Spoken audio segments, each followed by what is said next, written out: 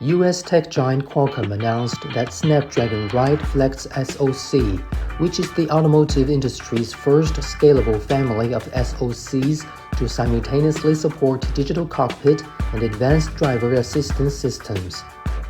According to Qualcomm, the Snapdragon Ride Flex SoC supports mixed criticality workloads, allowing for digital cockpit, ADAS, and automated driving capabilities to be co-implemented on the same hardware. The company announced the new portfolio on the media day of the 2023 Consumer Electronics Show, which officially kicks off in Las Vegas on Thursday and runs through Sunday.